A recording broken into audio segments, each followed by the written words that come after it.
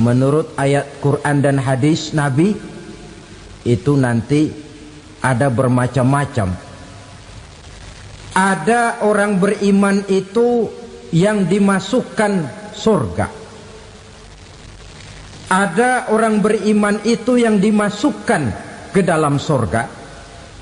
Ada orang beriman itu yang disebut penduduk surga. Kenapa lain-lain, Pak? Karena waktu di dunia amalannya juga lain-lain. Ada orang beriman yang masuk surga. Ini paling murah tiketnya. Mau masuk surga? Kata Nabi begini, ma min abdin qala la ilaha illallah thumma mata ala dhalik illa dakhalal jannah. Kalau seorang hamba sudah mengucap dua kalimat syahadat, dia yakin dengan kebenaran kalimat itu sampai matinya, orang itu akan masuk surga. Abi Dzar yang waktu itu diajak bicara heran, ya Rasul kok gampang betul? Iya, walaupun orang itu mencuri, iya, walaupun orang itu berzina, iya. Biar dia mencuri, biar dia berzina, kalau dia sudah mengucap dua kalimat syahadat, dia yakin dengan kebenaran kalimat itu sampai matinya, itu orang akan masuk surga. Jadi masuk surga cukup dua kalimat syahadat, yakin sampai mati, masuk surga. Itu perkara masuk. Tapi kalau pertanyaannya diterusin, masuknya kapan, Pak? Nah, ini lain lagi urusannya. Sebab ada yang masuknya itu langsung, ada yang mampir dulu. Di sana tempat cuma dua, kalau tidak surga, neraka. Mau ke surga tapi mampir dulu, yang mampirnya jelas di neraka. Kenapa? Dalam hadis qudsi ada riwayat, nanti itu di akhirat, setelah Allah selesai mengatur penduduk surga masuk surga, yang neraka masuk neraka, Allah berkata kepada malaikat Malik, malaikat Malik, labaik ya Allah, itu bajingan-bajingan tengik, manusia-manusia durjana yang waktu di dunia tidak mau sujud, jauh dari ulama, gemar melakukan yang munkarat dan maksiat, hidup di tengah masyarakat selalu jadi bibit keonaran, kufur, sudah masuk neraka semua. Sudah ya Allah. Nah, kalau sudah, coba sekarang kamu masuk, Malik.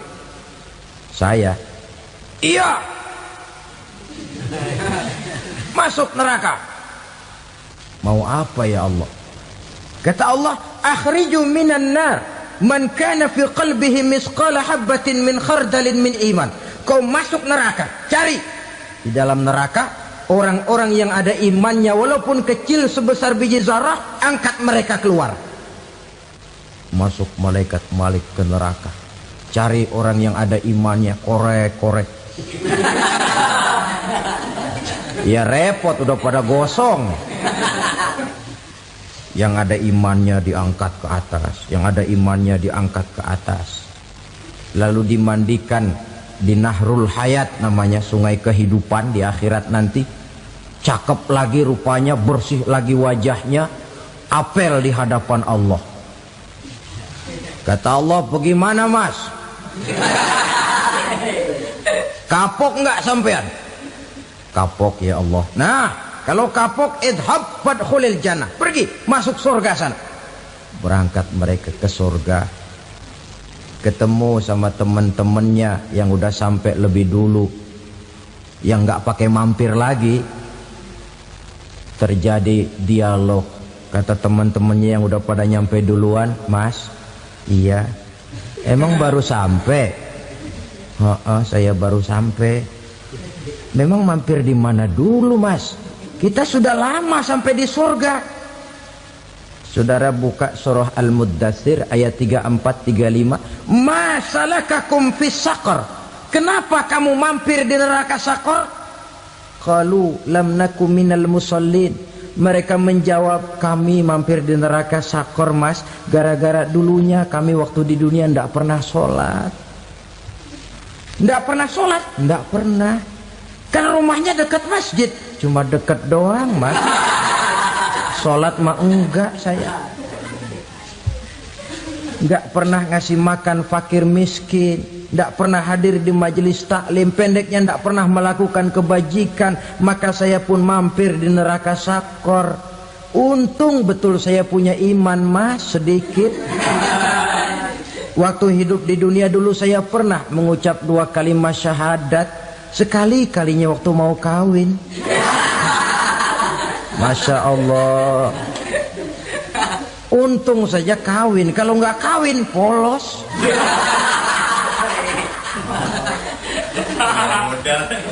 Itu juga pengulu sudah setengah mati ngajarin.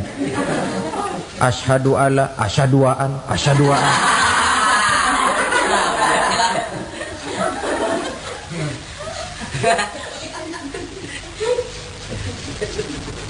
Ini namanya masuk surga, ada mampir dulu. Ada pula orang mukmin itu yang dimasukkan surga. Namanya dimasukkan kan terima beres. Saya masuk ke rumah, jalan sendiri, cari tempat sendiri. Saya dimasukkan ke dalam rumah, terima beres. Pokok ada di dalam, itu dimasukkan namanya. Nggak pakai mampir. Tapi tentu tiketnya lebih mahal ketimbang yang pertama tadi. Apa kata Allah? Innal ladzina amanu wa amilus salihat la ukaffiranna anhum sayyi'atihim wa la udkhilannahum jannah. Sesungguhnya orang-orang yang beriman kemudian beramal soleh, kami hapuskan segala dosa dan kesalahannya, kami masukkan mereka ke dalam surga. Lihat ayatnya, Allah yang memasukkan, kita yang dimasukkan. Tidak pakai transit, tidak usah mampir. Cuma tidak cukup syahadat, tidak cukup amanu, tapi diiringi dengan wa'amilus salih. Iman, amal. Tidak cukup syahadat, lalu dibuktikan dia sholat, dia zakat, puasa, lalu dia melakukan berbagai macam kebajikan. Ini yang menyebabkan dia tidak pakai mampir di tempat yang bernama sakor. Lalu ada pula orang mukmin itu yang disebut penduduk surga. Wah, ini sudah VIP ini. Ashabul jannah, penduduk surga. Siapa mereka? Kata Allah, innal ladzina amanu summa istaqamu fala khaufun 'alaihim wala hum yahzanun ulaika ashabul jannah hum fiha khalidun. Sesungguhnya orang-orang yang beriman lalu istiqamah, tetap dalam melaksanakan perintah Allah, tidak goyah, tidak labil tapi stabil, istiqamah, mereka tidak takut dan tidak bersedih hati. Merekalah penduduk surga. Iman, istiqamah. Tidak punya duit, sembayang. Banyak duit, sembayang. Miskin, sembayang. Kaya, tetap sembayang. Istiqamah. Kadang orang kalau susah rajin ke masjid, banyak duitnya ngelihat masjid melengos. Waktu miskin hamba Allah, setelah kaya jadi hamba harta. Bergeser, tidak ada nilai istiqomahnya. Saudara-saudara, dengan begitu penduduk neraka itu dua. Ada penduduk permanen, ada penduduk yang semi permanen. Yang semi permanen orang-orang beriman yang mempunyai dosa besar. Mereka masuk ke neraka untuk menerima azab sesuai dengan dosanya. Bila selesai masa azab itu, mereka akan diangkat untuk ditempatkan kembali ke dalam surganya Allah Subhanahu wa ta'ala. Nah, dikala itulah saudara-saudara, ada yang disebut syafaat dari Rasulullah Sallallahu Alaihi Wasallam. Tapi tentu jangan lupa, syafaat ini ibarat kain menambal dia. Kita punya kain bolong-bolong sedikit, syafaat yang menambal. Solat kita ada kurang dikit, sedekah kita ada campur riak dikit, amalan kita ada tidak karena Allah dikit, kita berharap syafaat. Jadi biarlah kain masih bolong-bolong, yang penting punya kain. Tapi kalau kainnya tidak ada, yang ditambal apanya? Sholat tidak, puasa tidak, zakat tidak, berharap syafaat saja. Ya, terlalu berlebihan itu. Saudara hadirin yang saya hormati, apabila selesai proses penghisaban, proses penghitungan, maka dikala itulah manusia terbagi dalam dua kelompok besar. Fariqun fil jannah wa fariqun fis sa'ir. Sekelompok orang-orang beruntung yang masuk ke dalam surga, dan sekelompok lagi masuk ke dalam neraka.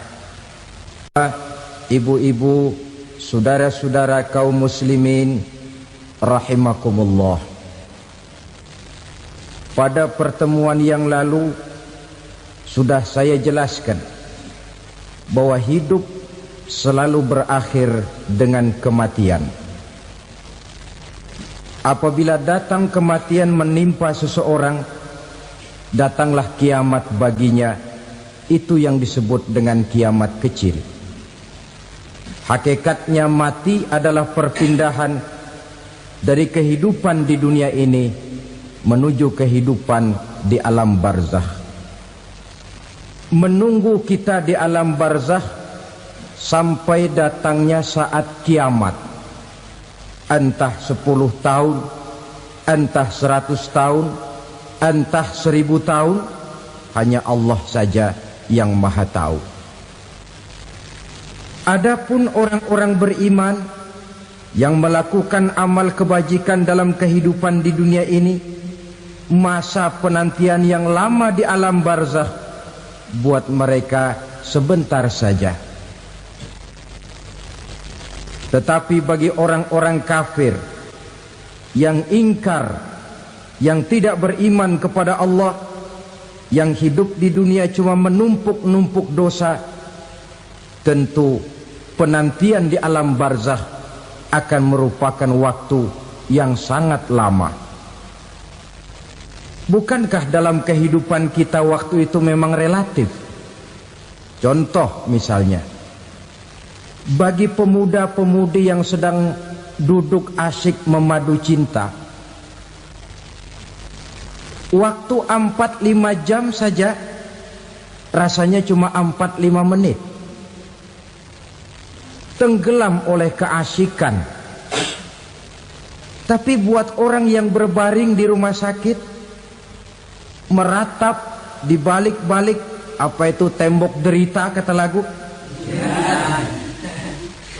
di balik dinding-dinding penjara, sehari bagai seminggu, seminggu rasa sebulan, sebulan boleh jadi rasa setahun. Penantian yang sangat lama. Kapan kiamat itu akan datang? Ini rahasia Allah. Jangankan kita yang orang awam, baginda Nabi sendiri tidak diberitahu oleh Allah kapan kiamat itu akan terjadi. Tetapi sungguh pun demikian, banyak hadis-hadis yang menjelaskan ciri atau tanda-tanda datangnya kiamat. Nah, kalau sudah bicara soal tanda, tanda kiamat itu ada dua. Pertama yang disebut alamatus sughra, tanda-tanda kecil. Ini waktunya masih ada tenggang. Ada yang dinamakan alamatul kubra, tanda-tanda besar. Artinya kiamat sudah diambang pintu. Apa tanda-tanda kecil dari datangnya hari kiamat itu? Misalnya kata Nabi, apabila ilmu sudah diangkat oleh Allah, artinya apabila ulama sudah banyak wafat, minat orang belajar agama berkurang, lalu kebodohan nampak merajalela di mana-mana, zina dikerjakan secara terbuka, minuman-minuman keras jadi kebanggaan, itu termasuk di antara tanda-tanda kecil terjadinya hari kiamat. Apalagi misalnya iza waladatil ammatu rabbataha, apabila budak sudah melahirkan tuan. Apa maksudnya? Ada yang mentafsirkan apabila anak sudah bisa membudaki orang tuanya.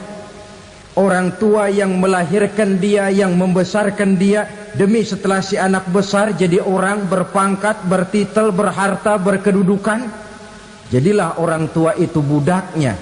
Sehingga sering dibilang kalau orang tua kaya, anak jadi raja. Tapi kalau anak yang kaya, orang tua sering jadi budak.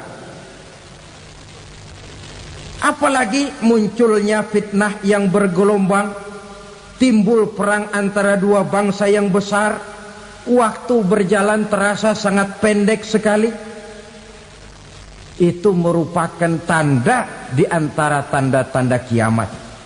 Termasuk di dalamnya sulit membedakan mana laki, mana perempuan. Kan kalau tanda-tanda kayak begini sekarang sudah banyak kita lihat kan. Ulama banyak wafat, penggantinya sulit. Zina dikerjakan berterang-terangan, minuman keras jadi kebanggaan, banyak anak membudaki orang tuanya, sulit membedakan mana laki mana perempuan. Kadang-kadang dari belakang kita lihat perempuan bener, begitu kita colek nengok jenggotan.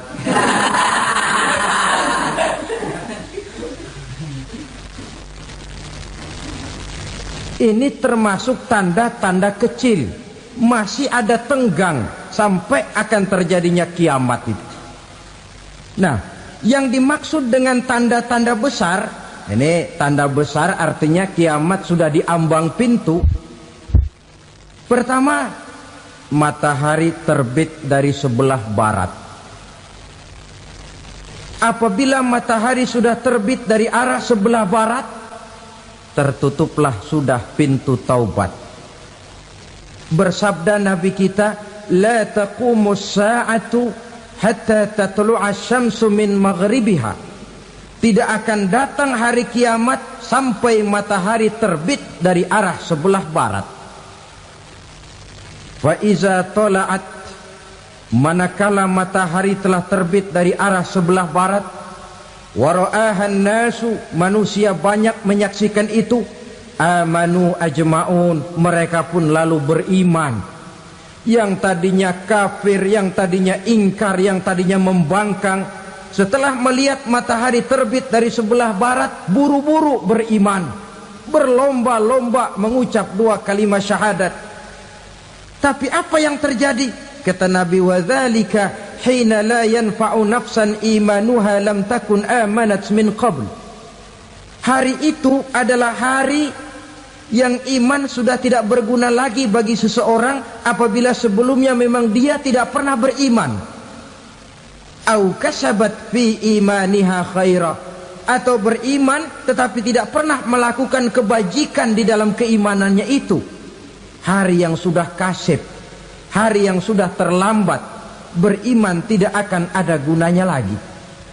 Ini pelajaran buat kita. Sebelum sang surya terbit dari sebelah barat, sebelum nafas sampai di tenggorokan, artinya pintu taubat masih terbuka. Kalau dua hal itu sudah terwujud, nafas sudah sampai di kerongkongan atau matahari sudah terbit dari arah sebelah barat, tertutuplah sudah pintu taubat. Tak ada lagi gunanya pangkat, jabatan, harta, bahkan beriman pun dalam suasana macam itu too late, kata orang Kulon. Sudah terlambat. Matahari terbit dari arah sebelah barat, itu tanda besar, artinya kiamat sudah di ambang pintu. Lalu apalagi tanda besar?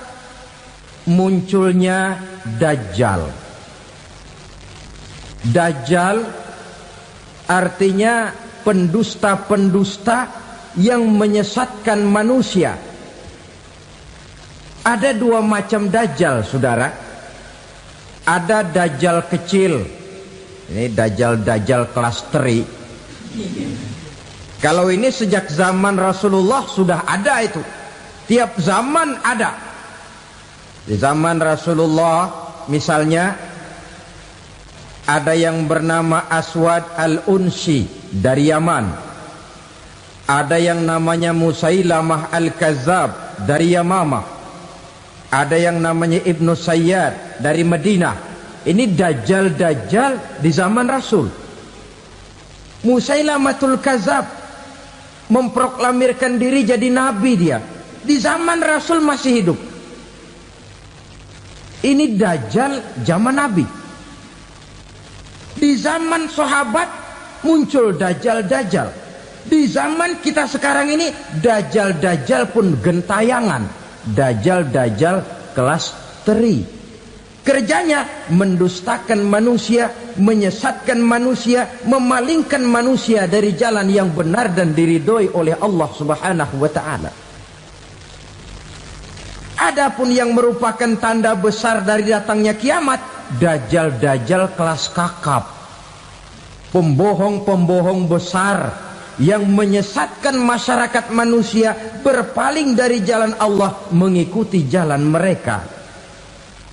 Apa sih ciri dajjal itu? Kata Nabi dalam hadis Bukhari Muslim, innad dajjala, sesungguhnya yang namanya dajjal itu yakhruju, satu saat akan muncul mendekati hari kiamat.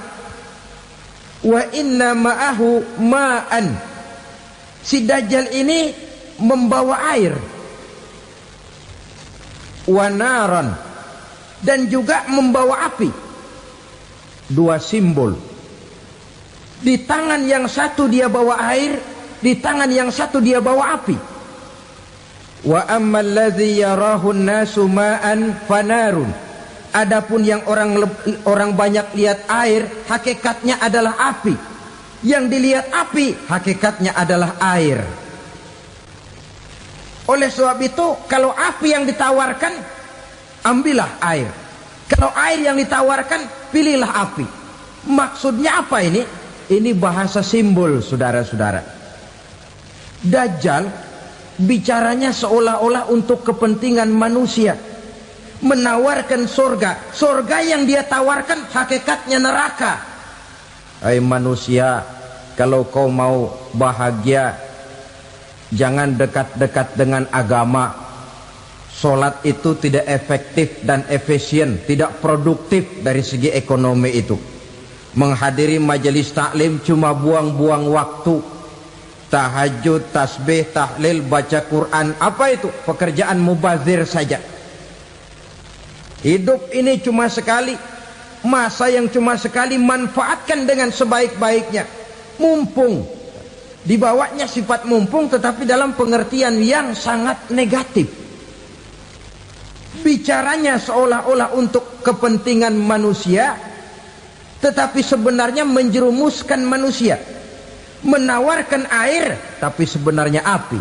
Menawarkan api, tapi hakikatnya air. Buat apa kamu sholat? Buat apa kamu bayar zakat? Buat apa kamu puasa? Surga yang dicanangkan Dajjal, hakikatnya neraka. Neraka yang digambarkan Dajjal, pada dasarnya adalah surga. Jadi memutarbalikkan fakta itu kerjaan Dajjal. Yang hak jadi batil, yang batil dibilang hak, yang benar jadi salah, yang salah malah jadi benar. Tuntunan disuruh jadi tontonan, tontonan malah menjadi tuntunan. Itu pekerjaan Dajjal profesinya. Zamannya Nabi Adam, Dajjalnya kan iblis. Betul? Betul. Apa sih gang kerayuan iblis itu? Allah setelah menciptakan Nabi Adam kan bilang, Adam, kau dan istrimu Hawa tinggal di surga ini. Seluruh fasilitas yang ada di surga persilahkan kau nikmati. Satu yang tidak boleh, jangan coba-coba dekati pohon khuldi. Dekat saja jangan, apalagi sampai memetiknya. Datang Dajjal yang namanya iblis ini. Adam, kamu tahu nggak kenapa tidak boleh makan buah khuldi? Ya nggak tahu, pokoknya saya dilarang. Bodoh kamu Dam. Khuldun artinya kekal. Kalau kamu makan itu buah, kau akan kekal di surga buat selamanya. Allah tidak kepengen, maka dilarang kamu makan buah khuldi. Kalau kau ingin kekal di surga Adam, makan saja. Saya bicara begini ini untuk kepentingan kamu Adam. Ini kan ciri-ciri Dajjal. Bicaranya sih seolah-olah untuk kepentingan Nabi Adam, hakikat sebenarnya menjerumuskan Nabi Adam supaya ingkar dan melanggar larangan dari Allah Subhanahu wa ta'ala. Jadi setelah muncul Dajjal, timbul kekacauan-kekacauan di masyarakat. Banyak yang terpengaruh, terpedaya dan terpesona. Termasuk mereka yang memproklamirkan diri jadi nabi. Mereka yang memproklamirkan diri jadi rasul di zaman sesudah Rasulullah wafat, itu adalah Dajjal-Dajjal. Maka saya ingatkan, kalau di zaman kita sekarang ini ada orang ngaku jadi nabi, ada orang ngaku jadi rasul, biar bahasa Arabnya kental, Quran hafal, hadis ribuan hadis hafal, biar pakai serban sampai menyengser ke tanah, bahasa Arabnya fasih, tapi dia mengaku jadi nabi, jadi rasul, kita umat Islam wajib tidak percaya. Wajib untuk tidak percaya.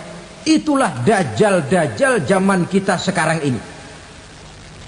Tidak mustahil mereka datang mempengaruhi orang awam supaya berpaling dari Rasulullah, mengikuti mereka.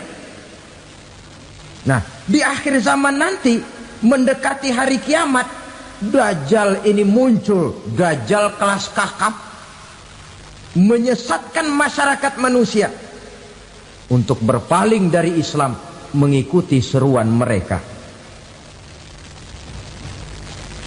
Apalagi di antara datangnya kiamat itu, tanda yang besar itu, turunnya Nabiullah Isa Al-Masih, putra Maryam.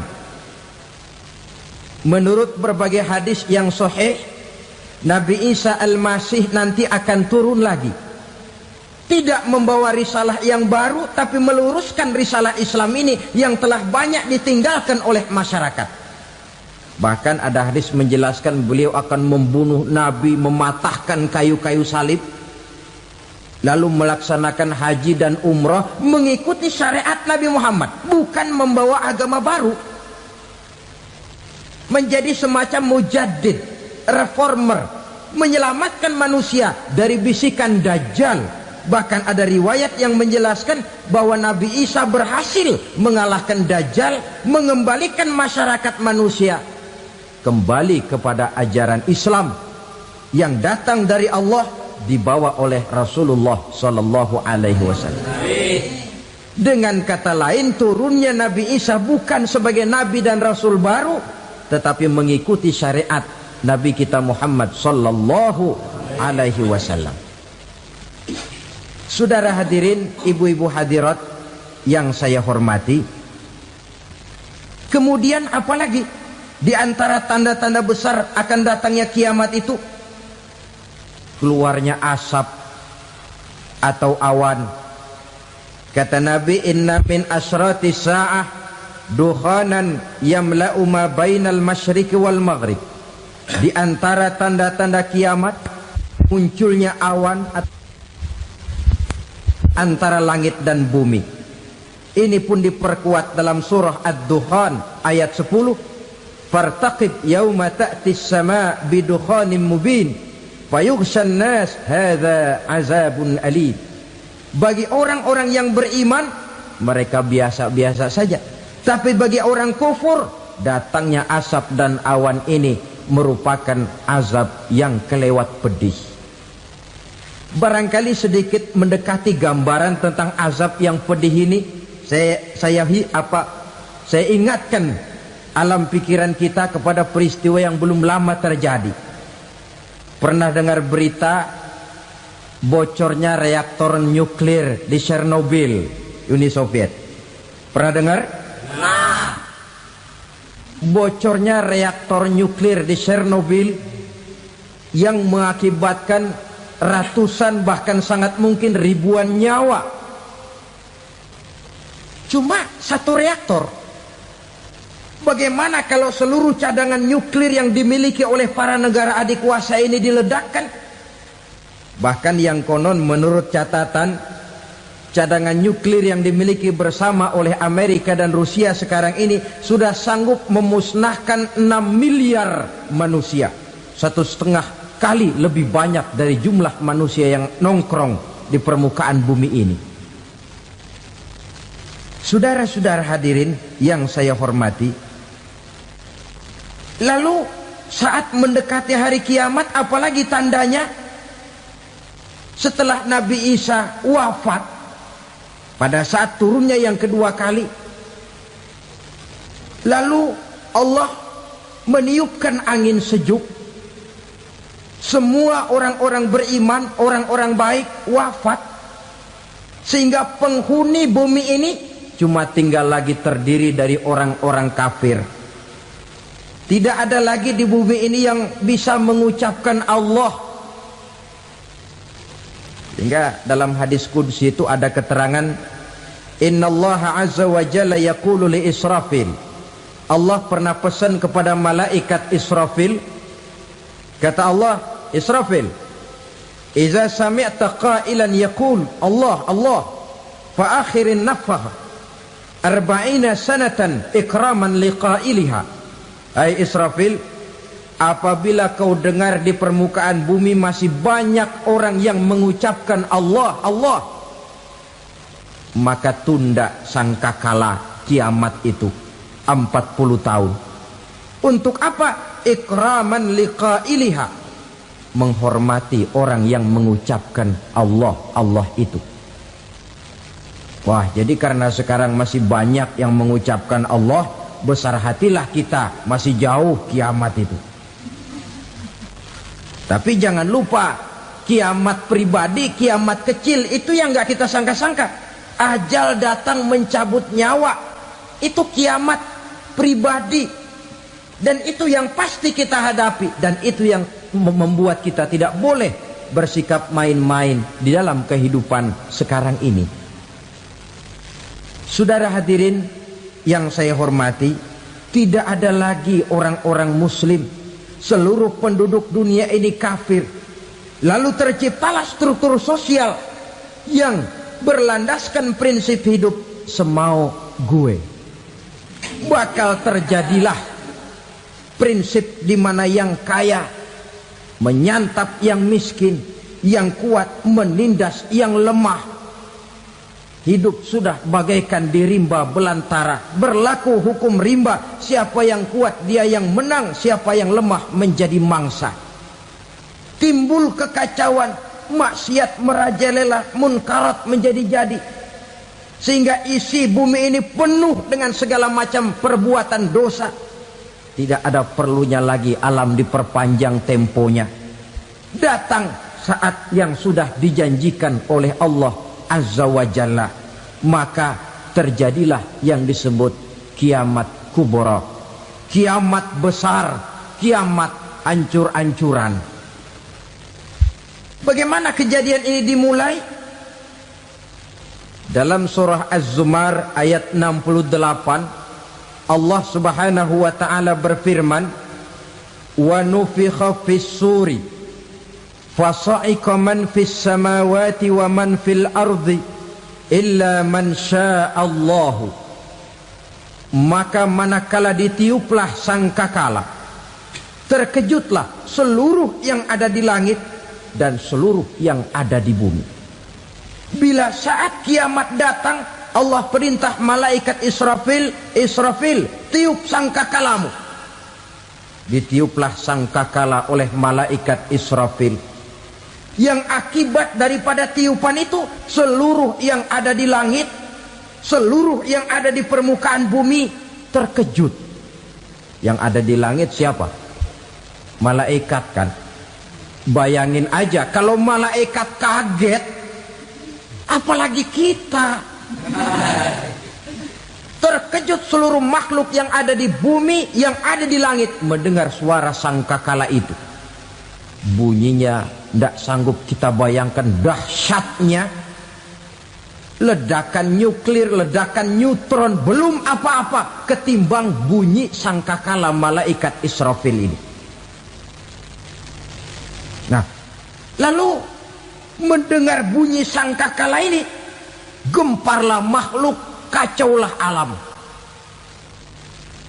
Bumi gempa, planet-planet bertabrakan, gunung meletus, air laut tumpah ke darat, angin topan bertiup, halilintar menyambar.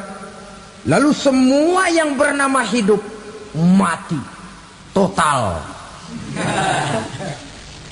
Mati bareng tanpa persiapan. La haula wala quwata illa billah. Saya kadang-kadang dalam tafakur bermohon, ya Allah, mudah-mudahan saya nggak nemuin kiamat beneran. Ngeri. Tidak bisa kita bayangkan macam apa suasana seperti itu. Allah saja banyak memberikan gambaran, misalnya Al-Qari'ah, wa mal qari'ah, wa ma adraka mal qari'ah. Kejadian yang menggemparkan. Tahukah kamu apa kejadian yang menggemparkan itu? Yauma yakunun nasu kal farasil mabsus wa takunul jibalu kal ihnil manfus. Pada saat itu manusia berterbangan bagai kupu-kupu, gunung berterbangan seperti kapas ditiup angin. Gunung saja macam kapas, konon lagi manusia.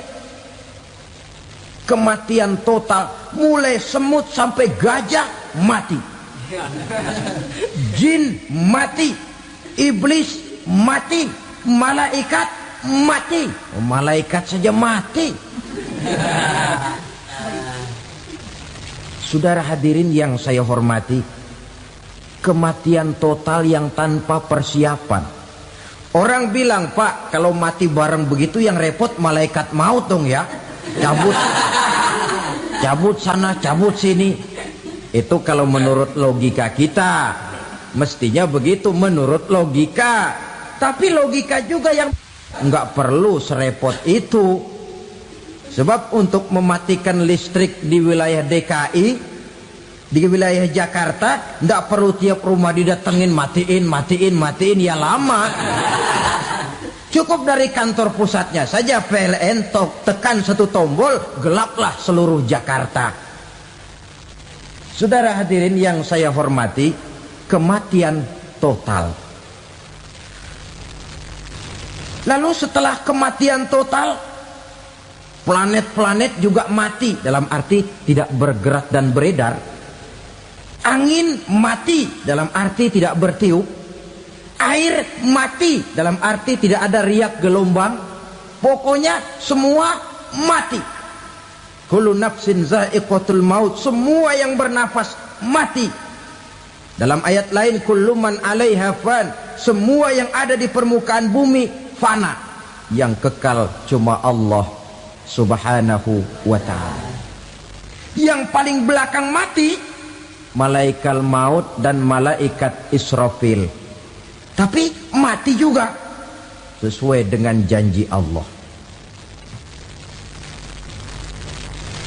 10 lamanya. Tidak dijelaskan oleh Abi Hurairah 40 jam, apa 40 hari, apa 40 tahun.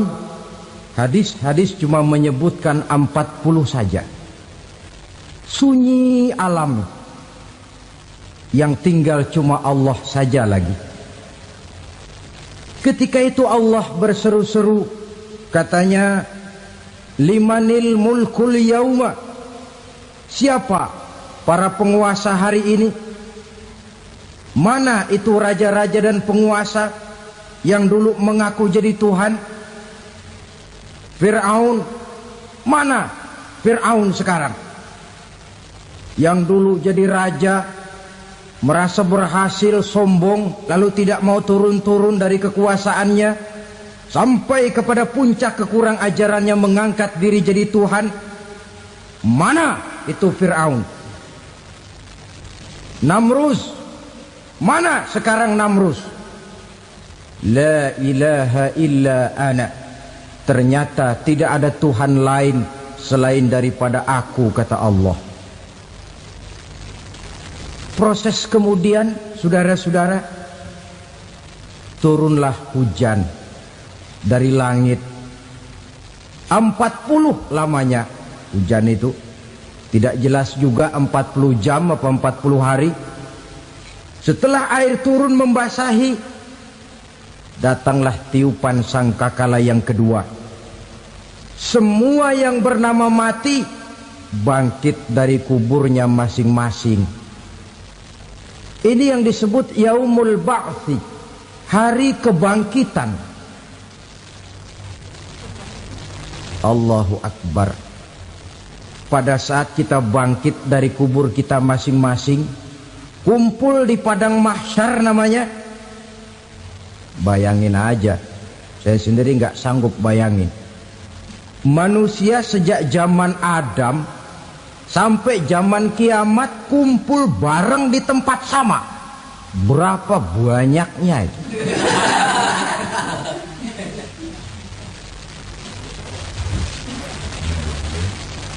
Dan yang luar biasa menurut satu riwayat, pada saat bangkit itu, Masya Allah, roman muka kita berubah, disesuaikan dengan amalan kita waktu di dunia ini. Barang siapa yang waktu di dunia amalannya itu amalan tikus, di akhirat nanti dia bangkit dari kubur, mukanya seperti muka tikus. Gagah betul badannya, tapi mukanya seperti tikus. Kenapa? Amalannya waktu di dunia seperti amalan tikus. Apa amalan tikus itu? Suka ngegeragoti barang yang sudah disimpan rapi-rapi. Orang sudah simpan uang rapi-rapi, simpan perhiasan rapi-rapi, digeragoti oleh tikus. Maling-maling, pencoleng-pencoleng, koruptor-koruptor, itu nanti di akhirat nanti kita lihat mukanya seperti muka tikus. Oh, ini waktu di dunia suka nyolong, mukanya seperti muka tikus.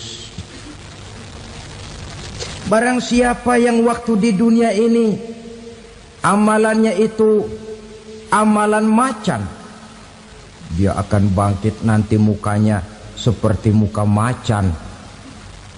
Apa amalan macan? Macan itu amalannya menang-menangan. Orang yang mau menang saja nggak mau mengalah. Coba lihat di hutan. Kenal hutan nggak? Di hutan, raja hutan di mana-mana pasti macan. Betul kan? Betul. Padahal hutan belum pernah bikin pemilihan umum. Tapi macan tidak peduli ada pemilihan umum apa tidak, pokok saya raja. Sebab apa? Macan jadi raja itu bukan karena benar, tapi karena kuat jadi raja. Setelah dia jadi raja, rakyat hutan yang mesti dilindungi malah dimakan oleh raja macan. Kambing rakyat hutan dimakan oleh macan. Ayam rakyat hutan dimakan oleh macan. Itu nanti kita lihat di akhirat itu mukanya seperti muka macan, gagah betul. Lalu barang siapa yang di dunia ini amalannya itu seperti amalan anjing, nanti dia punya muka seperti muka anjing. Apa amalan anjing? Pertama, anjing itu kalau disuruh jaga rumah, dia tidak bisa membedakan mana maling, mana tamu. Biar yang datang maling, kalau bawa tulang, anjing kalem. Yang kedua, anjing itu akan setia kepada siapa saja yang memberinya roti. Siapa yang memberinya roti, itulah majikannya. Apa kata majikannya, pasti dia laksanakan. Soal benar atau salah, dia tidak peduli. Setelah anjing dapat roti, dia tidak punya pilihan lain kecuali bilang, abdi mah kumaha juragan wae ayeuna mah.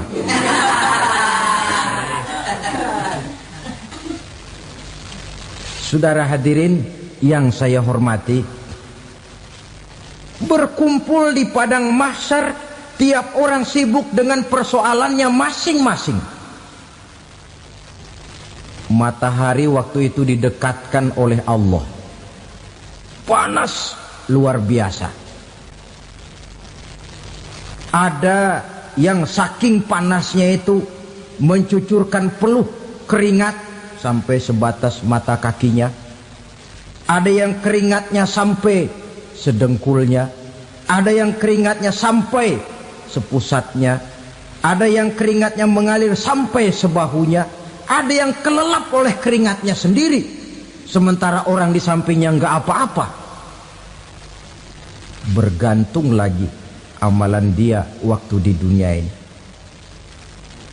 Saudara-saudara, sebagian orang dalam kepanikan padang mahsyar berombong-rombong datang mereka menghadap Nabi Adam. Ya Adam, anta abal bashar. Hai Adam, Tuhan adalah bapak moyang manusia. Kami sebentar lagi akan disidang, dimintakan pertanggungan jawab. Tolonglah kami, hai Adam. Kata Nabi Adam, jangankan nolongin sampean, saya sendiri tanggung jawab di hadapan Allah ketika dulu tidak boleh makan khuldi, saya serobot. Sudahlah, urus diri masing-masing saja, nafsi. Begitu kata Nabi Nuh, begitu kata Nabi Ibrahim. Tiap orang bertanggung jawab sendiri-sendiri. Ketika itulah saudara-saudara, nikmatnya menjadi umat Nabi besar Muhammad sallallahu alaihi wasallam. Sebab apa? Walaupun menurut abjad kita ini umat paling belakang, paling belakang kita ini toh, karena Nabi Muhammad adalah Nabi akhir, tapi akan dihisap lebih dulu, lewat di atas sirat lebih dulu, masuk surga lebih dahulu ketimbang umat-umat belakangan. Ketika Rasul mendekati ajal, beliau tanyakan itu kepada malaikat Jibril. Malaikat Jibril berkata, Muhammad jangan khawatir, Allah sudah berjanji, inni haramtul jannata ala sairil anbiya hatta tadkhulaha anta, wa haramtuha ala sairil umami hatta tadkhulaha ummatuka. Surga aku haramkan buat seluruh nabi kecuali kalau engkau Muhammad sudah masuk ke dalamnya, dan surga aku haramkan buat seluruh umat kecuali kalau umatmu Muhammad sudah masuk ke dalamnya. Logikanya, walaupun menurut abjad kita umat paling belakang, bakal dihisap paling dulu, lewat di atas sirat paling dulu, masuk surga paling dulu, kalau mampir ke neraka juga paling dulu. Ya resiko. Jangan mau enaknya aja paling dulu. Saudara hadirin yang saya hormati, setelah masa kebangkitan itu jangan dikira begitu bangkit langsung diperiksa. Masih menunggu menanti ribuan tahun perhitungan padang mahsyar untuk sampai kepada proses yang disebut yaumul hisab, hari perhitungan. Seorang demi seorang bakal dipanggil. Bayangkan saja, kita se-RT saja di absen, kadang-kadang perlu waktu lama. Ini manusia sejak zaman Nabi Adam sampai datang hari kiamat, satu demi satu disidang di hadapan Qadhi Rabbul Jalil. Status sosial copot sudah waktu itu. Yang pernah jadi hartawan di situ tidak lagi kelihatan kehartawanannya. Yang pernah jadi jenderal tidak lagi dipanggil jenderalnya. Yang ustadz tidak lagi dipanggil al-mukarramnya. Seluruh status sosial selesai. Dipanggillah kita seorang demi seorang menghadap Qadhi Rabbul Jalil. Bagaimana proses penghisaban itu? Pertama, proses tanya jawab. Di antaranya ada hadis menyatakan, lan tazula qadama 'abdin yaumal qiyamah hatta yus'ala an arba'i khisalin. Besok di hari kiamat tidak akan bergeser telapak kaki seorang hamba sampai dia ditanya lebih dulu tentang 4 persoalan. Tentang ilmunya, kemana ilmu itu diamalkan. Tentang umurnya, di mana umur itu dihabiskan. Tentang masa mudanya, kemana masa muda itu dipakai. tentang hartanya, dari mana harta itu didapat dan kemana harta itu dibelanjakan. Ini termasuk proses tanya jawab. Jadi kalau istilah pengadilan dunia, nama Fulan bin Fulan. Kamu waktu di dunia diberikan umur panjang untuk apa? Pernah mengalami masa muda, kemana kau habiskan masa remajamu? Kau diamanahkan ilmu, dengan apa ilmumu kau amalkan? Kau diberikan harta, dari mana harta kau dapat, kemana kau belanjakan? Tak seorang pun yang bisa mungkir. Sebab apa? Dikala itu yang menjadi saksi bukan orang. Yang menjadi saksi adalah seluruh anggota badan kita. Tangan bicara, kaki jadi saksi terhadap seluruh amalan yang pernah kita kerjakan pada saat kehidupan di alam dunia ini. Selesai proses tanya jawab, lalu diperlihatkan buku catatan kita waktu hidup di dunia ini. Jangan lupa Allah itu menyiapkan 2 superkomputer kepada kita. Sebelah ditempelin sebelah kanan, yang sebelah tempelin di sebelah kiri. Komputer itu namanya Raqib dan Atid.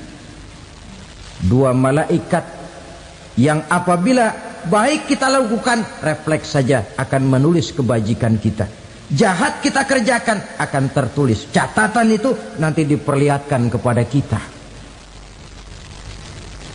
Waduh, alangkah malunya pada saat diperlihatkan catatan kita, buku rapot kita merah melulu. Barangkali diperiksa sambil diomelin, brengsek lo. Buku merah melulu begini, bagaimana waktu hidup di dunia? Tidak cukup diperlihatkan buku catatan kehidupan, rekaman kehidupan.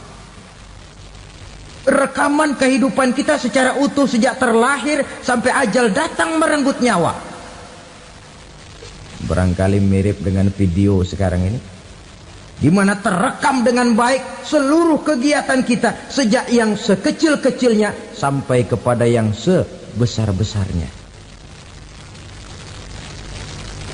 Untuk kemudian kita pun menerima balasan. In khairan fa khairun wa in syarran fa syarrun. Kalau baik ya baik balasannya, kalau jahat ya jahat juga balasannya. Catatan-catatan kita diberikan. Kalau banyak kebajikannya diberikan di tangan kanan dengan cara yang halus. Kalau banyak kejahatannya diberikan dari sebelah kiri atau dilempar dari belakang. Itulah sebabnya sejak di dunia ini kita sudah mohon kepada Allah. Ketika berwudu membasuh tangan kanan, apa kita bilang? Allahumma a'tini kitabi biyamini wa hasibni hisaban yasira. Ya Allah, berikan saya kitab di tangan kanan, dan kalau saya memang perlu dihisap, hisaplah saya yang seringan-ringannya. Tangan kiri berlindung kita kepada Allah. Jangan sampai diberikan kitab di tangan kiri atau dari arah sebelah belakang. Wa a'udzubika an tu'tiya kitabi bishimali aw min wara'i zuhri, dari arah sebelah belakang. Na'udzubillah min dzalik.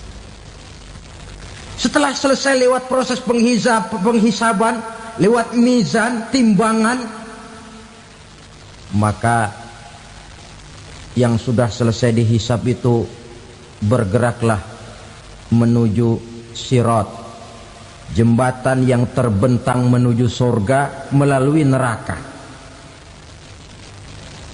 Saudara-saudara, panjangnya perjalanan sirat itu memakan waktu ratusan tahun.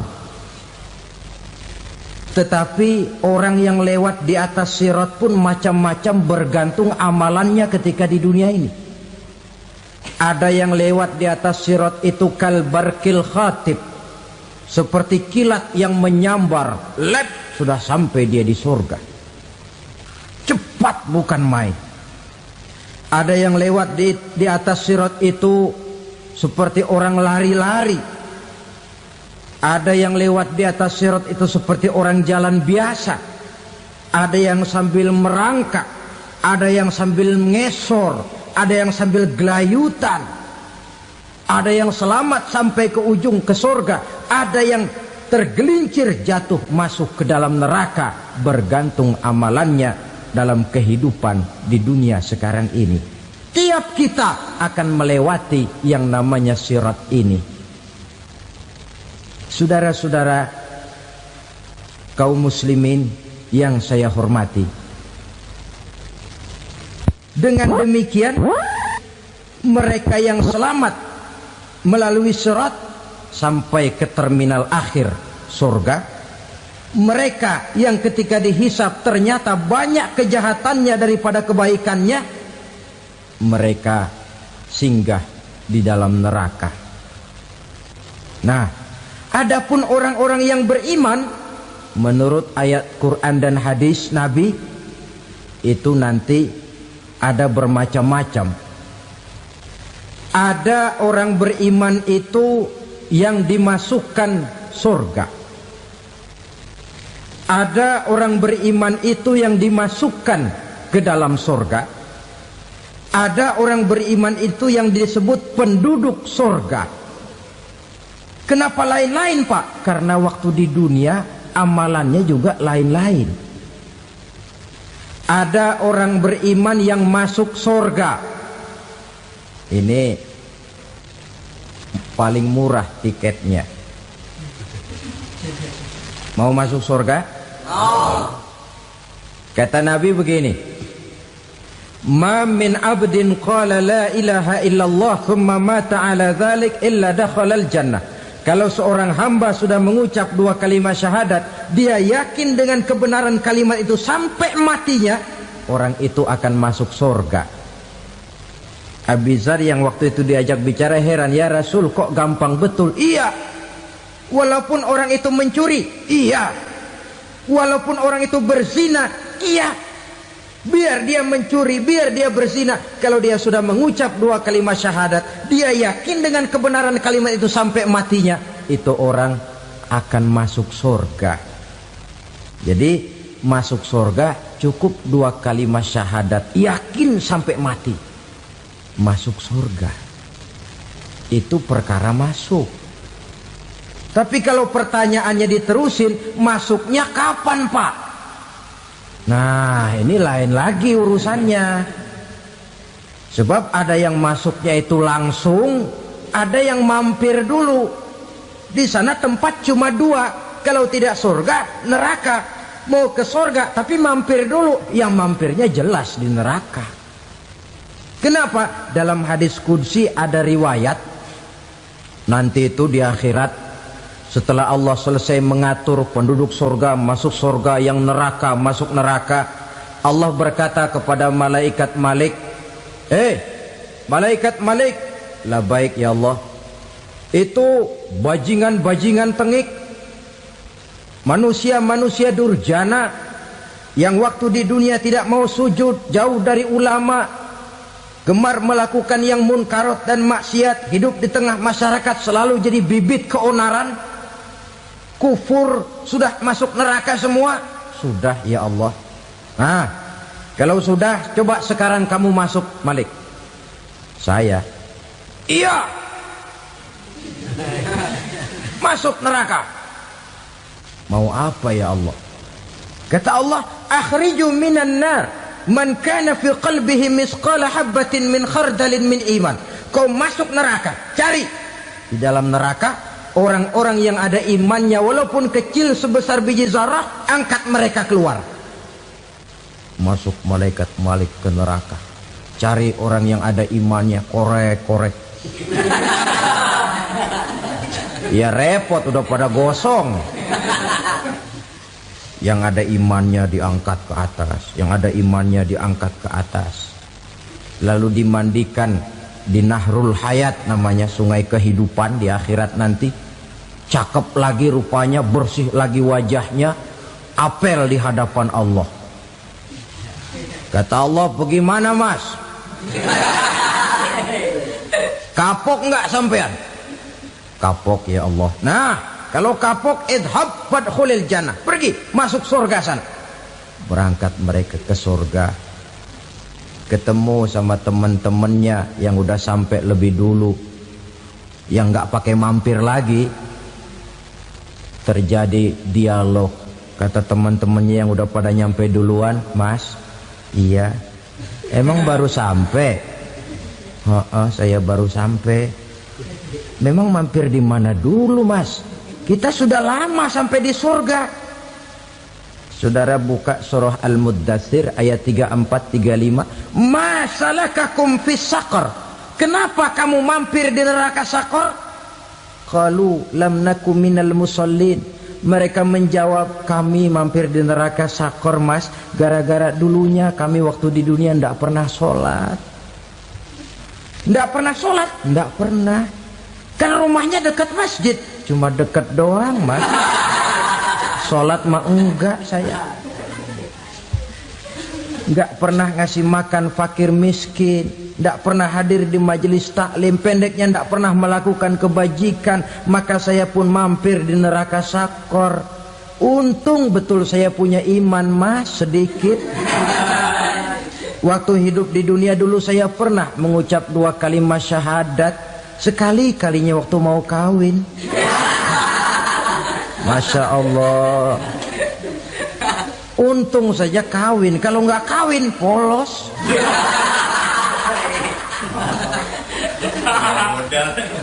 Itu juga pengulu sudah setengah mati ngajarin. Asyhadu alla, asyaduaan, asyaduaan.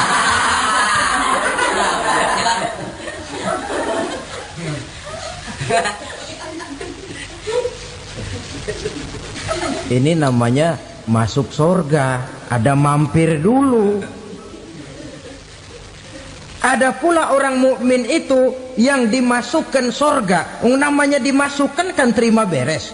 Saya masuk ke rumah, jalan sendiri, cari tempat sendiri. Saya dimasukkan ke dalam rumah, terima beres, pokok ada di dalam, itu dimasukkan namanya.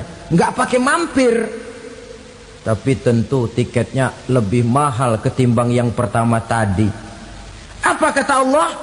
Innal ladzina amanu wa amilus salihat la ukaffiranna anhum sayyi'atihim wa la udkhilannahum jannah.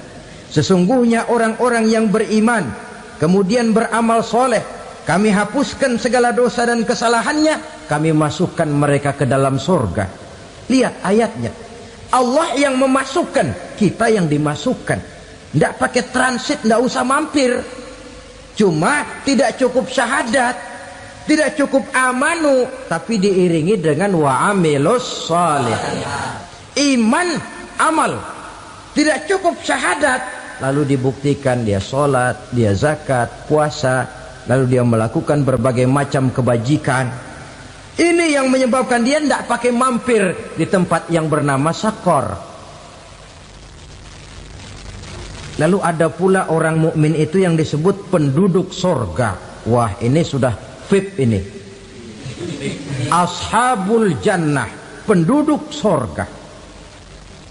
Siapa mereka? Kata Allah, innal ladzina amanu summa istaqamu fala khaufun 'alaihim wala hum yahzanun ulaika ashabul jannah hum fiha khalidun. Sesungguhnya orang-orang yang beriman lalu istiqamah, tetap dalam melaksanakan perintah Allah, tidak goyang, tidak labil tapi stabil, istiqamah, mereka tidak takut dan tidak bersedih hati. Merekalah penduduk surga. Iman, istiqamah. Tidak punya duit, sembahyang. Banyak duit, sembahyang. Miskin, sembahyang. Kaya, tetap sembahyang. Istiqamah. Kadang orang kalau susah rajin ke masjid, banyak duitnya ngelihat masjid melengos. Waktu miskin hamba Allah, setelah kaya jadi hamba harta. Bergeser, tidak ada nilai istiqomahnya. Saudara-saudara, dengan begitu penduduk neraka itu dua. Ada penduduk permanen, ada penduduk yang semi permanen. Yang semi permanen orang-orang beriman yang mempunyai dosa besar. Mereka masuk ke neraka untuk menerima azab sesuai dengan dosanya. Bila selesai masa azab itu, mereka akan diangkat untuk ditempatkan kembali ke dalam surganya Allah Subhanahu wa ta'ala. Nah, dikala itulah saudara-saudara, ada yang disebut syafaat dari Rasulullah Sallallahu Alaihi Wasallam. Tapi tentu jangan lupa, syafaat ini ibarat kain menambal dia. Kita punya kain bolong-bolong sedikit, syafaat yang menambal. Solat kita ada kurang dikit, sedekah kita ada campur riak dikit, amalan kita ada tidak karena Allah dikit, kita berharap syafaat. Jadi biarlah kain masih bolong-bolong, yang penting punya kain. Tapi kalau kainnya tidak ada, yang ditambal apanya? Solat tidak, puasa tidak, zakat tidak, berharap syafaat saja. Ya, terlalu berlebihan itu. Saudara hadirin yang saya hormati, apabila selesai proses penghisaban, proses penghitungan, maka dikala itulah manusia terbagi dalam dua kelompok besar. Fariqun fil jannah wa fariqun fis sa'ir. Sekelompok orang-orang beruntung yang masuk ke dalam surga, dan sekelompok lagi masuk ke dalam neraka. Matahari waktu itu didekatkan oleh Allah. Panas luar biasa. Ada yang saking panasnya itu mencucurkan peluh keringat sampai sebatas mata kakinya. Ada yang keringatnya sampai sedengkulnya. Ada yang keringatnya sampai sepusatnya. Ada yang keringatnya mengalir sampai sebahunya. Ada yang kelelap oleh keringatnya sendiri, sementara orang di sampingnya enggak apa-apa. Bergantung lagi amalan dia waktu di dunia ini. Saudara-saudara, sebagian orang dalam kepanikan padang mahsyar berombong-rombong datang mereka menghadap Nabi Adam. Ya Adam, anta abal bashar. Hai Adam, Tuhan adalah bapak moyang manusia. Kami sebentar lagi akan disidang, dimintakan pertanggungan jawab. Tolonglah kami, hai Adam. Kata Nabi Adam, jangankan nolongin sampean, saya sendiri tanggung jawab di hadapan Allah. Ketika dulu tidak boleh makan khuldi, saya serobot. Sudahlah, urus diri masing-masing saja, nafsi-nafsi. Begitu kata Nabi Nuh, begitu kata Nabi Ibrahim. Tiap orang bertanggung jawab sendiri-sendiri. Ketika itulah saudara-saudara, nikmatnya menjadi umat Nabi besar Muhammad sallallahu alaihi wasallam. Sebab apa? Walaupun menurut abjad kita ini umat paling belakang, paling belakang kita ini toh, karena Nabi Muhammad adalah Nabi akhir. Tapi akan dihisap lebih dulu, lewat di atas sirat lebih dulu, masuk surga lebih dahulu ketimbang umat-umat belakangan. Ketika Rasul mendekati ajal, beliau tanyakan itu kepada malaikat Jibril. Malaikat Jibril berkata, Muhammad jangan khawatir, Allah sudah berjanji, inni haramtul jannata ala sairil anbiya hatta tadkhulaha anta, wa haramtuha ala sairil umami hatta tadkhulaha ummatuka. Surga aku haramkan buat seluruh nabi kecuali kalau engkau Muhammad sudah masuk ke dalamnya, dan surga aku haramkan buat seluruh umat kecuali kalau umatmu Muhammad sudah masuk ke dalamnya.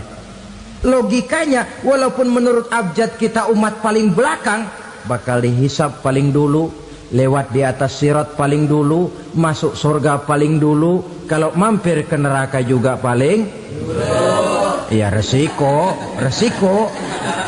Jangan mau enaknya aja paling dulu. Saudara hadirin yang saya hormati, setelah masa kebangkitan itu jangan dikira begitu bangkit langsung diperiksa. Masih menunggu menanti ribuan tahun perhitungan padang mahsyar untuk sampai kepada proses yang disebut yaumul hisab, hari perhitungan. Seorang demi seorang bakal dipanggil. Bayangkan saja, kita se-RT saja di absen, Kadang-kadang perlu waktu lama. Ini manusia sejak zaman Nabi Adam sampai datang hari kiamat, satu demi satu disidang di hadapan Qadhi Rabbul Jalil. Status sosial copot sudah waktu itu. Yang pernah jadi hartawan di situ tidak lagi kelihatan kehartawanannya. Yang pernah jadi jenderal tidak lagi dipanggil jenderalnya. Yang ustadz tidak lagi dipanggil al-mukarramnya. Seluruh status sosial selesai. Dipanggillah kita seorang demi seorang menghadap Qadhi Rabbul Jalil. Bagaimana proses penghisaban itu? Pertama, proses tanya jawab. Di antaranya ada hadis menyatakan, lan tazula qadama 'abdin yaumal qiyamah hatta yus'ala an arba'i khisalin. Besok di hari kiamat tidak akan bergeser telapak kaki seorang hamba sampai dia ditanya lebih dulu tentang 4 persoalan. Tentang ilmunya. Kemana ilmu itu diamalkan? Tentang umurnya. Di mana umur itu dihabiskan? Tentang masa mudanya. Kemana masa muda itu dipakai? Tentang hartanya.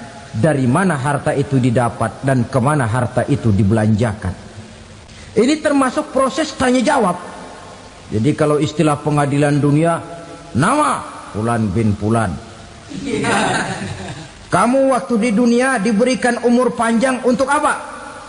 Pernah mengalami masa muda, kemana kau habiskan masa remajamu? Kau diamanahkan ilmu, dengan apa ilmumu kau amalkan? Kau diberikan harta, dari mana harta kau dapat, kemana kau belanjakan? Tak seorang pun yang bisa mungkir. Sebab apa? Dikala itu yang menjadi saksi bukan orang. Yang menjadi saksi adalah seluruh anggota badan kita. Tangan bicara, kaki jadi saksi terhadap seluruh amalan yang pernah kita kerjakan pada saat kehidupan di alam dunia ini. Selesai proses tanya jawab, lalu diperlihatkan buku catatan kita waktu hidup di dunia ini. Jangan lupa Allah itu menyiapkan 2 superkomputer kepada kita. Sebelah ditempelin sebelah kanan, yang sebelah tempelin di sebelah kiri. Komputer itu namanya Raqib dan Atid. 2 malaikat yang apabila baik kita lakukan, refleks saja akan menulis kebajikan kita. Jahat kita kerjakan, akan tertulis. Catatan itu nanti diperlihatkan kepada kita. Waduh, alangkah malunya pada saat diperlihatkan catatan kita, buku rapot kita merah melulu. Barangkali diperiksa sambil diomelin, brengsek lo. Buku merah melulu begini, bagaimana waktu hidup di dunia? Tidak cukup diperlihatkan buku catatan kehidupan, rekaman kehidupan. Rekaman kehidupan kita secara utuh sejak terlahir sampai ajal datang merenggut nyawa. Barangkali mirip dengan video sekarang ini, di mana terekam dengan baik seluruh kegiatan kita sejak yang sekecil-kecilnya sampai kepada yang sebesar-besarnya. Untuk kemudian kita pun menerima balasan. In khairan fa khairun wa in syarran fa syarrun. Kalau baik ya baik balasannya, kalau jahat ya jahat juga balasannya. Catatan-catatan kita diberikan. Kalau banyak kebajikannya diberikan di tangan kanan dengan cara yang halus. Kalau banyak kejahatannya diberikan dari sebelah kiri atau dilempar dari belakang. Itulah sebabnya sejak di dunia ini kita sudah mohon kepada Allah. Ketika berwudu membasuh tangan kanan, apa kita bilang? Allahumma a'tini kitabi biyamini wa hasibni hisaban yasira. Ya Allah, berikan saya kitab di tangan kanan, dan kalau saya memang perlu dihisap, hisaplah saya yang seringan-ringannya. Tangan kiri berlindung kita kepada Allah. jangan sampai diberikan kitab di tangan kiri atau dari arah sebelah belakang. Wa a'udzubika an tu'tiya kitabi bishimali aw min wara'i zuhri, dari arah sebelah belakang. Na'udzubillah min dzalik. Setelah selesai lewat proses penghisaban, lewat mizan, timbangan, maka yang sudah selesai dihisab itu bergeraklah menuju sirat, jembatan yang terbentang menuju surga melalui neraka. Saudara-saudara, panjangnya perjalanan sirat itu memakan waktu ratusan tahun. Tetapi orang yang lewat di atas sirat pun macam-macam, bergantung amalannya ketika di dunia ini. Ada yang lewat di atas sirat itu kalbarkil khatib, seperti kilat yang menyambar, lep, sudah sampai dia di surga. Cepat bukan main. Ada yang lewat di atas sirat itu seperti orang lari-lari. Ada yang lewat di atas sirat itu seperti orang jalan biasa. Ada yang sambil merangkak, ada yang sambil ngesor, ada yang sambil gelayutan, ada yang selamat sampai ke ujung ke surga, ada yang tergelincir jatuh masuk ke dalam neraka, bergantung amalannya dalam kehidupan di dunia sekarang ini. Tiap kita akan melewati yang namanya sirat ini. Saudara-saudara kaum muslimin yang saya hormati, dengan demikian mereka yang selamat melalui sirat sampai ke terminal akhir surga, mereka yang ketika dihisab ternyata banyak kejahatannya daripada kebaikannya, mereka singgah di dalam neraka. Nah, adapun orang-orang yang beriman menurut ayat Quran dan hadis Nabi itu nanti ada bermacam-macam. Ada orang beriman itu yang dimasukkan surga. Ada orang beriman itu yang dimasukkan ke dalam surga. Ada orang beriman itu yang disebut penduduk surga. Kenapa lain-lain, Pak? Karena waktu di dunia amalannya juga lain-lain. Ada orang beriman yang masuk surga. Ini paling murah tiketnya. Mau masuk surga? Kata Nabi begini, ma min abdin qala la ilaha illallah thumma mata ala dhalik illa dakhalal jannah. Kalau seorang hamba sudah mengucap dua kalimat syahadat, dia yakin dengan kebenaran kalimat itu sampai matinya, orang itu akan masuk surga. Abi Dzar yang waktu itu diajak bicara heran, ya Rasul kok gampang betul? Iya. Walaupun orang itu mencuri, iya. Walaupun orang itu berzina, iya. Biar dia mencuri, biar dia berzina, kalau dia sudah mengucap dua kalimat syahadat, dia yakin dengan kebenaran kalimat itu sampai matinya, itu orang akan masuk surga. Jadi masuk surga cukup dua kalimat syahadat, yakin sampai mati, masuk surga. Itu perkara masuk. Tapi kalau pertanyaannya diterusin, masuknya kapan, Pak? Nah, ini lain lagi urusannya. Sebab ada yang masuknya itu langsung, ada yang mampir dulu. Di sana tempat cuma dua, kalau tidak surga, neraka. Mau ke surga tapi mampir dulu, yang mampirnya jelas di neraka.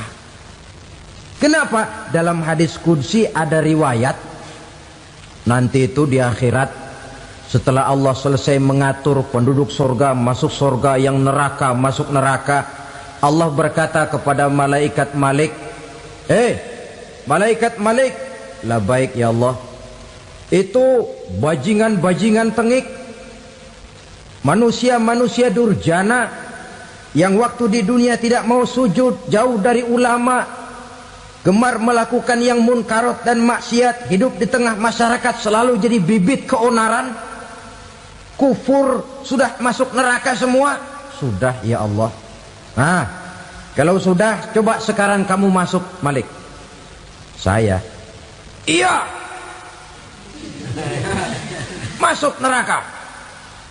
Mau apa ya Allah? Kata Allah, akhriju minan nar man kana fi qalbihi misqala habbatin min khardalin min iman. Kau masuk neraka, cari di dalam neraka orang-orang yang ada imannya walaupun kecil sebesar biji zarah, angkat mereka keluar.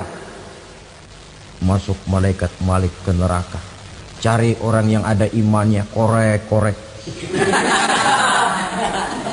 Ya repot, udah pada gosong. Yang ada imannya diangkat ke atas, yang ada imannya diangkat ke atas, lalu dimandikan di Nahrul Hayat, namanya sungai kehidupan di akhirat nanti. Cakep lagi rupanya, bersih lagi wajahnya, apel di hadapan Allah. Kata Allah, bagaimana mas? Kapok nggak sampean? Kapok ya Allah. Nah, kalau kapok, idhab fadkhulil jannah, pergi masuk surga sana. Berangkat mereka ke surga, ketemu sama teman-temannya yang udah sampai lebih dulu, yang nggak pakai mampir lagi. Terjadi dialog. Kata teman-temannya yang udah pada nyampe duluan, mas, iya, emang baru sampai? Saya baru sampai. Memang mampir di mana dulu mas? Kita sudah lama sampai di surga. Saudara buka surah Al-Muddathir ayat 34-35. Ma salakakum fis saqar? Kenapa kamu mampir di neraka Saqar? Qalu lam naku minal musallin. Mereka menjawab, kami mampir di neraka Saqar mas, gara-gara dulunya kami waktu di dunia tidak pernah sholat. Tidak pernah sholat? Tidak pernah. Kan rumahnya dekat masjid. Cuma dekat doang mas, sholat mah enggak saya. Enggak pernah ngasih makan fakir miskin, enggak pernah hadir di majelis taklim, pendeknya enggak pernah melakukan kebajikan. Maka saya pun mampir di neraka Saqar. Untung betul saya punya iman mas, sedikit. Waktu hidup di dunia dulu saya pernah mengucap 2 kalimat syahadat. Sekali-kalinya waktu mau kawin. Masya Allah. Untung saja kawin. Kalau nggak kawin polos.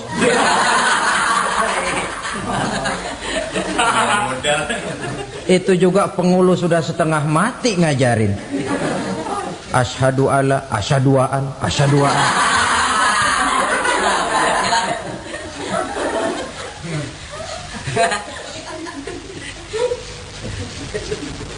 Ini namanya masuk surga, ada mampir dulu. Ada pula orang mukmin itu yang dimasukkan surga. Namanya dimasukkan kan terima beres. Saya masuk ke rumah, jalan sendiri, cari tempat sendiri. Saya dimasukkan ke dalam rumah, terima beres, pokok ada di dalam, itu dimasukkan namanya. Nggak pakai mampir. Tapi tentu tiketnya lebih mahal ketimbang yang pertama tadi. Apa kata Allah? Innal ladzina amanu wa amilus salihat la ukaffiranna anhum sayyi'atihim wa la udkhilannahum jannah. Sesungguhnya orang-orang yang beriman kemudian beramal soleh, kami hapuskan segala dosa dan kesalahannya, kami masukkan mereka ke dalam surga. Lihat ayatnya. Allah yang memasukkan, kita yang dimasukkan. Tidak pakai transit, tidak usah mampir. Cuma tidak cukup syahadat, tidak cukup amanu, tapi diiringi dengan wa'amilus salih. Iman, amal. Tidak cukup syahadat, lalu dibuktikan dia sholat, dia zakat, puasa, lalu dia melakukan berbagai macam kebajikan. Ini yang menyebabkan dia tidak pakai mampir di tempat yang bernama Saqar. Lalu ada pula orang mukmin itu yang disebut penduduk surga. Wah, ini sudah VIP ini. Ashabul jannah, penduduk surga. Siapa mereka? Kata Allah, innalladzina amanu summa istaqamu fala khaufun alaihim wala hum yahzanun ulaika ashabul jannah hum fiha khalidun. Sesungguhnya orang-orang yang beriman lalu istiqamah, tetap dalam melaksanakan perintah Allah, tidak goyang, tidak labil tapi stabil, istiqamah, mereka tidak takut dan tidak bersedih hati. Merekalah penduduk sorga. Iman, istiqamah. Tidak punya duit, sembayang. Banyak duit, sembayang. Miskin, sembayang. Kaya, tetap sembayang. Istiqamah. Kadang orang kalau susah rajin ke masjid, banyak duitnya ngelihat masjid melengos. Waktu miskin hamba Allah, setelah kaya jadi hamba harta. Bergeser, tidak ada nilai istiqomahnya. Saudara-saudara, dengan begitu penduduk neraka itu dua. Ada penduduk permanen, ada penduduk yang semi permanen. Yang semi permanen orang-orang beriman yang mempunyai dosa besar. Mereka masuk ke neraka untuk menerima azab sesuai dengan dosanya. Bila selesai masa azab itu, mereka akan diangkat untuk ditempatkan kembali ke dalam surganya Allah Subhanahu wa ta'ala. Nah, dikala itulah saudara-saudara, ada yang disebut syafaat dari Rasulullah Sallallahu Alaihi Wasallam. Tapi tentu jangan lupa, syafaat ini ibarat kain menambal dia. Kita punya kain bolong-bolong sedikit, syafaat yang menambal. Solat kita ada kurang dikit, sedekah kita ada campur riak dikit, amalan kita ada tidak karena Allah dikit, kita berharap syafaat. Jadi biarlah kain masih bolong-bolong, yang penting punya kain. Tapi kalau kainnya tidak ada, yang ditambal apanya? Solat tidak, puasa tidak, zakat tidak, berharap syafaat saja. Ya, terlalu berlebihan itu. Saudara hadirin yang saya hormati, apabila selesai proses penghisaban, proses penghitungan, maka dikala itulah manusia terbagi dalam dua kelompok besar.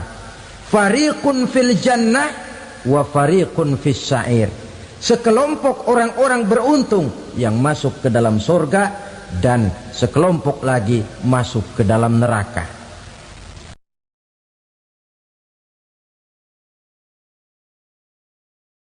Menurut ayat Quran dan hadis Nabi, itu nanti ada bermacam-macam. Ada orang beriman itu yang dimasukkan surga. Ada orang beriman itu yang dimasukkan ke dalam surga. Ada orang beriman itu yang disebut penduduk surga. Kenapa lain-lain, Pak? Karena waktu di dunia amalannya juga lain-lain. Ada orang beriman yang masuk surga. Ini paling murah tiketnya. Mau masuk surga? Kata Nabi begini, ma min abdin qala la ilaha illallah thumma mata ala dhalik illa dakhalal jannah. Kalau seorang hamba sudah mengucap dua kalimat syahadat, dia yakin dengan kebenaran kalimat itu sampai matinya, orang itu akan masuk surga. Abi Dzar yang waktu itu diajak bicara heran, ya Rasul kok gampang betul? Iya. Walaupun orang itu mencuri, iya. Walaupun orang itu berzina, iya. Biar dia mencuri, biar dia berzina, kalau dia sudah mengucap dua kalimat syahadat, dia yakin dengan kebenaran kalimat itu sampai matinya, itu orang akan masuk surga. Jadi masuk surga cukup dua kalimat syahadat, yakin sampai mati, masuk surga. Itu perkara masuk. Tapi kalau pertanyaannya diterusin, masuknya kapan, Pak? Nah, ini lain lagi urusannya. Sebab ada yang masuknya itu langsung, ada yang mampir dulu. Di sana tempat cuma dua, kalau tidak surga, neraka.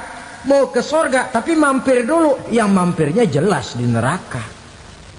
Kenapa? Dalam hadis qudsi ada riwayat, nanti itu di akhirat setelah Allah selesai mengatur penduduk surga masuk surga, yang neraka masuk neraka, Allah berkata kepada malaikat Malik, malaikat Malik, labaik ya Allah, itu bajingan-bajingan tengik, manusia-manusia durjana yang waktu di dunia tidak mau sujud, jauh dari ulama, gemar melakukan yang munkarat dan maksiat, hidup di tengah masyarakat selalu jadi bibit keonaran, kufur, sudah masuk neraka semua. Sudah ya Allah. Nah, kalau sudah, coba sekarang kamu masuk, Malik. Saya, iya, masuk neraka. Mau apa ya Allah?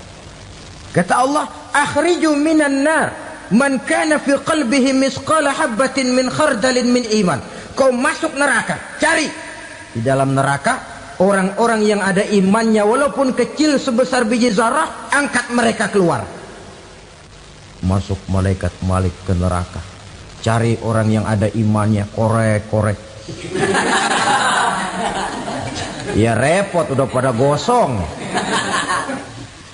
Yang ada imannya diangkat ke atas, yang ada imannya diangkat ke atas, lalu dimandikan di Nahrul Hayat, namanya sungai kehidupan di akhirat nanti.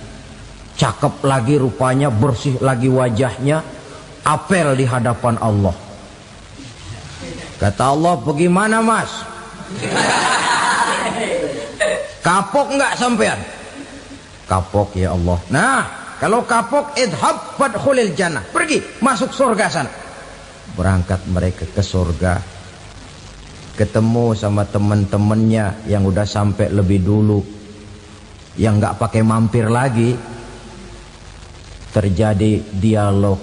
Kata teman-temannya yang udah pada nyampe duluan, mas, iya, emang baru sampai? Saya baru sampai. Memang mampir di mana dulu mas? Kita sudah lama sampai di surga. Saudara buka surah Al-Muddathir ayat 34-35. Ma salakakum fis saqar? Kenapa kamu mampir di neraka Saqar? Qalu lam naku minal musallin. Mereka menjawab, kami mampir di neraka Saqar mas, gara-gara dulunya kami waktu di dunia tidak pernah sholat. Tidak pernah sholat? Tidak pernah. Kan rumahnya dekat masjid, cuma dekat doang mas. Sholat mah enggak saya. Enggak pernah ngasih makan fakir miskin, enggak pernah hadir di majelis taklim, pendeknya enggak pernah melakukan kebajikan. Maka saya pun mampir di neraka Saqar. Untung betul saya punya iman mas, sedikit. Waktu hidup di dunia dulu saya pernah mengucap 2 kalimat syahadat, sekali-kalinya waktu mau kawin. Masya Allah. Untung saja kawin, kalau nggak kawin polos.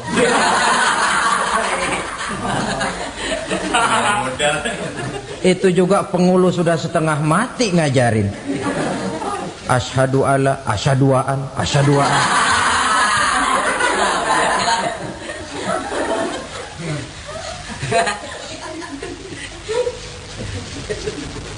Ini namanya masuk surga, ada mampir dulu. Ada pula orang mukmin itu yang dimasukkan surga. Namanya dimasukkan kan terima beres. Saya masuk ke rumah, jalan sendiri, cari tempat sendiri. Saya dimasukkan ke dalam rumah, terima beres, pokok ada di dalam, itu dimasukkan namanya. Nggak pakai mampir. Tapi tentu tiketnya lebih mahal ketimbang yang pertama tadi. Apa kata Allah? Innal ladzina amanu wa amilus salihat la ukaffiranna anhum sayyi'atihim wa la udkhilannahum jannah.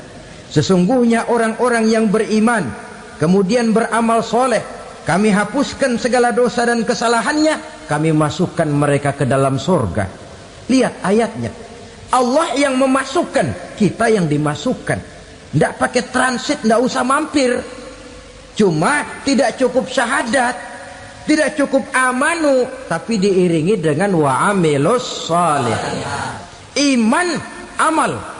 Tidak cukup syahadat, lalu dibuktikan dia sholat, dia zakat, puasa, lalu dia melakukan berbagai macam kebajikan. Ini yang menyebabkan dia tidak pakai mampir di tempat yang bernama Sakor. Lalu ada pula orang mukmin itu yang disebut penduduk sorga. Wah, ini sudah VIP ini. Ashabul jannah, penduduk sorga. Siapa mereka? Kata Allah, innal ladzina amanu summa istaqamu fala khaufun alaihim wala hum yahzanun ulaika ashabul jannah hum fiha khalidun.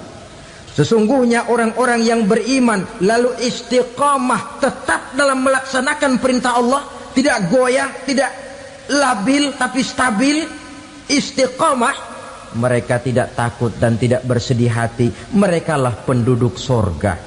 Iman, istiqamah. Tidak punya duit, sembayang. Banyak duit, sembayang. Miskin, sembayang. Kaya, tetap sembayang. Istiqamah. Kadang orang kalau susah rajin ke masjid, banyak duitnya ngelihat masjid melengos.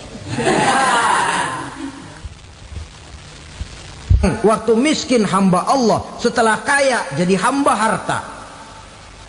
Bergeser, tidak ada nilai istiqomahnya. Saudara-saudara, dengan begitu penduduk neraka itu dua. Ada penduduk permanen, ada penduduk yang semi permanen. Yang semi permanen orang-orang beriman yang mempunyai dosa besar. Mereka masuk ke neraka untuk menerima azab sesuai dengan dosanya. Bila selesai masa azab itu, mereka akan diangkat untuk ditempatkan kembali ke dalam surganya Allah Subhanahu wa ta'ala. Nah, dikala itulah saudara-saudara, ada yang disebut syafaat dari Rasulullah sallallahu